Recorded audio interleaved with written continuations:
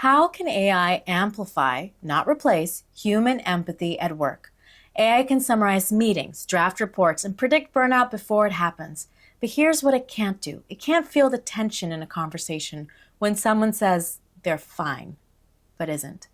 It can't sense exhaustion in a quiet pause or offer reassurance in a shaky voice.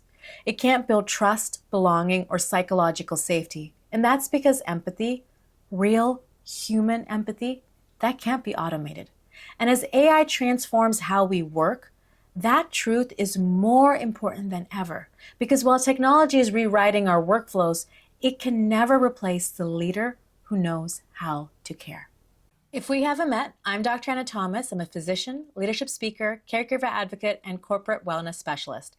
I help organizations strengthen their workforce and create workplaces where people and performance can thrive together. Even as we enter an era of AI, automation, and agentic teams, the future of work is still human, and that work is changing dramatically. But at the same time, employees are navigating complex personal and professional pressures that are only going to escalate in the coming years. For example, in the next 5, 10, 15 years, we will see an exponential increase in the number of older adults who will need caregiving support. Who will be providing that care? Working adults. Right now, 63 million Americans are caregivers. That's 1 in 4 adults, with more than half of them currently working full-time. Those numbers are expected to increase and will have a tremendous impact on our communities and, yes, even our workplaces. And caregiving is just one example of a personal stressor that will impact the workplace.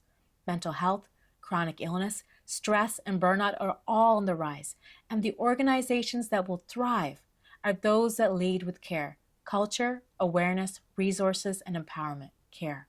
Through this series, I share practical strategies, leadership tools, and insights to help you create cultures that support well-being, strengthen engagement, and retain top talent.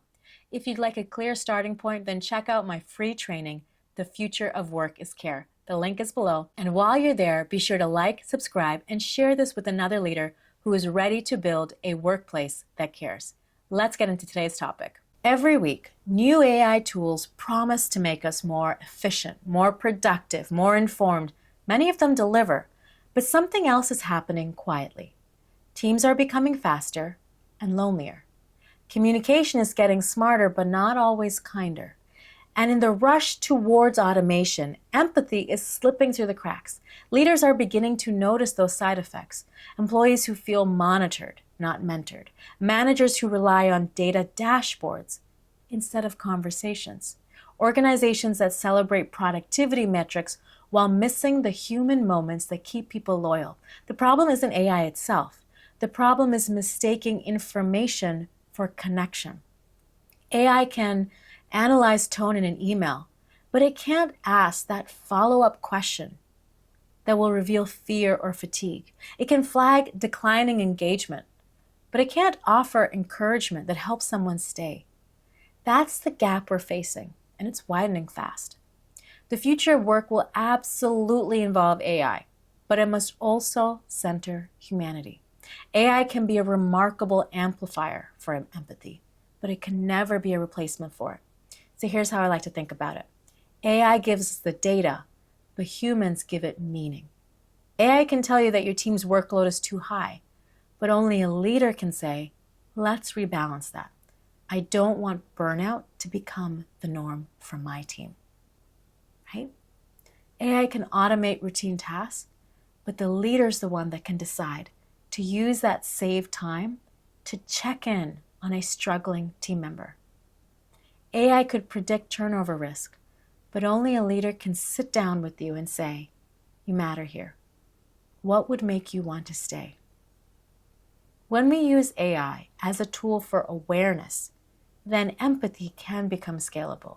But when we try to replace empathy with technology, we lose what makes leadership human. And that is the paradox of progress. The more we automate, the more intentional we must be about how we care for each other. Here's how leaders can keep empathy at the center, even as AI transforms the way we work. First of all, let AI handle the logistics. Use it to organize, to summarize, to streamline, but never to replace genuine human check-ins. Data may flag an issue, but conversations, real human-to-human conversations, that can resolve it. Second, use data to inform, not dictate. If AI tools show rising stress indicators, more absenteeism, respond with curiosity, not control. Ask questions, listen, lead with humility.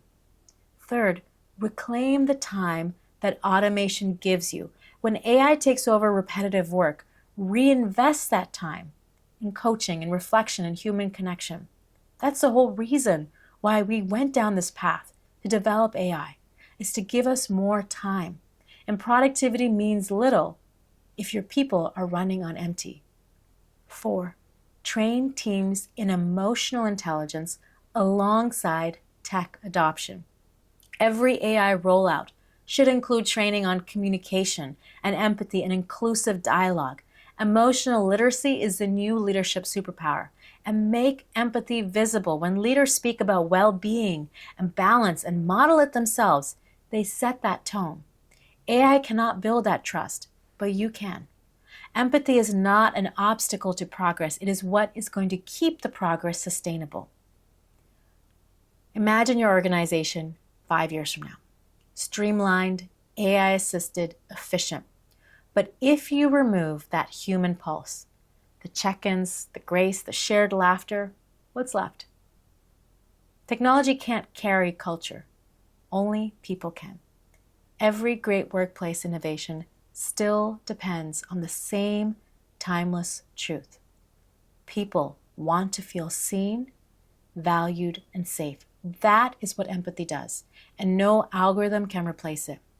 If you want to strengthen your leadership language, your culture, start with my free training, The Future of Work is Care. And for a deeper roadmap, check out my book, Workplaces That Care. It's your guide to building cultures that retain, empower, and protect the people behind the performance. Next week, we're going to talk about how can we integrate life balance into performance reviews without lowering expectations. Because supporting caregivers doesn't mean grading on a curve. It means measuring what matters. While you're waiting, check out this video. How do leaders empower teams when life disruptions hit suddenly? Remember, in this age of AI, the future of work is still human.